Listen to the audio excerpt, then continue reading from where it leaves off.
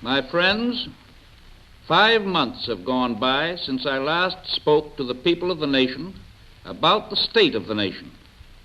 I had hoped to be able to defer this talk until next week, because, as we all know, this is Holy Week.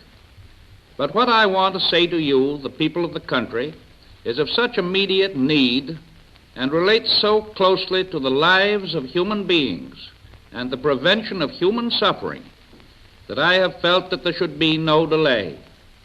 In this decision, I have been strengthened by the thought that by speaking tonight, there may be greater peace of mind, and that the hope of Easter may be more real at firesides everywhere, and therefore that it is not inappropriate to encourage peace when so many of us are thinking of the Prince of Peace.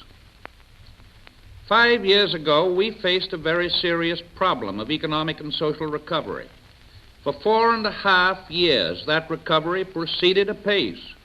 It is only in the past 7 months that it has received a visible setback. And it is only within the past 2 months, as we have waited patiently to see whether the forces of business itself would counteract it, that it has become apparent that government itself can no longer safely fail to take aggressive government steps to meet it. This recession has not returned to us the disasters and the suffering of the beginning of 1933. Your money in the bank is safe, farmers are no longer in deep distress, and have greater purchasing power. Dangers of security speculation have been minimized. National income is almost 50% higher than it was in 1932, and government has an established and accepted responsibility for relief. But I know that many of you have lost your jobs, or have seen your friends or members of your families lose their jobs. And I do not propose that the government shall pretend not to see these things. I know that the effect of our present difficulties has but been uneven, that they have affected some groups and some localities seriously, but that they have been scarcely felt in others. But I conceive the first duty of government is to protect the economic welfare of all the people in all sections and in all groups. I said in my message opening the last session of the Congress that if private enterprise did not provide jobs this spring, government would take up the slack, that I would not let the people down. We have all learned the lesson that government cannot afford to wait until it has lost the power to act. Therefore, my friends, I have sent a message of far-reaching importance to the Congress. I want to read to you tonight certain passages from that message and to talk with you about them. In that message, I analyzed the causes of the collapse of 1929 in these words: over-speculation in and over-production of practically every article or instrument used by man. Millions of people, to be sure, had been put to work, but the products of their hands had exceeded the purchasing power of their pocketbooks.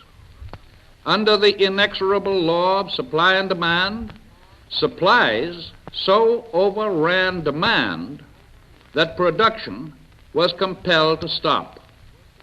Unemployment and closed factories resulted, hence the tragic years from 1929 to 1933.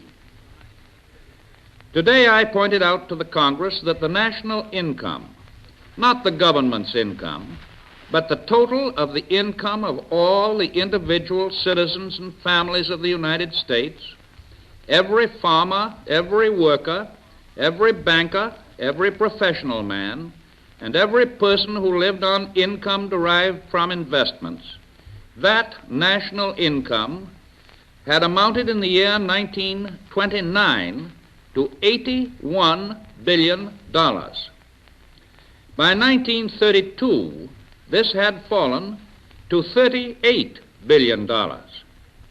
Gradually, and up to a few months ago, it had risen to an annual total of $68 billion, a pretty good comeback from the low point. I then said this to the Congress: but the very vigor of the recovery in both durable goods and consumers' goods brought into the picture early in 1937, a year ago, certain highly undesirable practices, which were in large part responsible for the economic decline which began in the later months of that year. Again, production had outrun the ability to buy. There were many reasons for this overproduction. One of them was fear of war abroad, fear of inflation, fear of nationwide strikes. None of these fears have been borne out. Production in many important lines of goods outran the ability of the public to purchase them, as I have said. For example, through the winter and spring of 1937, cotton factories in hundreds of cases were running on a 3-shift basis, piling up cotton goods in the factory, piling them up in the hands of middlemen and retailers. For example, also, automobile manufacturers not only turned out a normal increase of finished cars, but encouraged the normal increase to run into abnormal figures, using every known method to push their sales.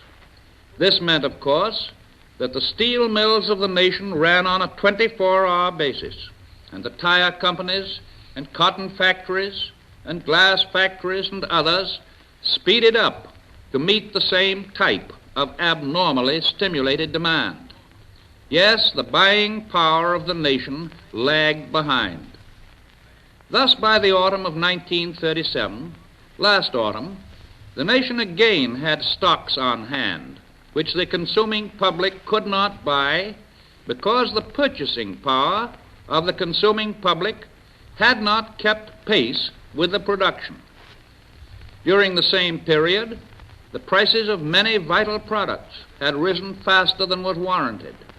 For example, copper, which undoubtedly can be produced at a profit in this country for from 10 to 12 cents a pound, was pushed up and up to over 17 cents a pound. The price of steel products of many kinds was increased far more than was justified by the increased wages of the steel workers.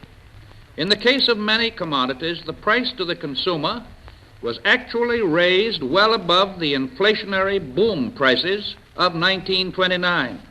In many lines of goods and materials, prices got so high in the summer of 1937 that buyers and builders ceased to buy or to build. The economic process of getting out the raw materials, putting them through the manufacturing and finishing processes, selling them to the retailers, selling them to the consumer, and finally using them, got completely out of balance. The laying off of workers came upon us last autumn and has been continuing at such a pace ever since that all of us, government and banking and business and workers, and those faced with destitution, recognize the need for action. All of this I said to the Congress today, and I repeat it to you, the people of the country, tonight. I went on to point out to the Senate and the House of Representatives that all the energies of government and business must be directed to increasing the national income, to putting more people into private jobs, to giving security and a feeling of security to all people in all walks of life. I am constantly thinking of all our people, unemployed and employed alike, of their human problems of food and clothing and homes and education and health and old age. You and I agree that security is our greatest need, the chance to work, the opportunity of making a reasonable profit in our business, whether it be a very small business or a larger one, the possibility of selling our farm products for enough money for our families to live on decently.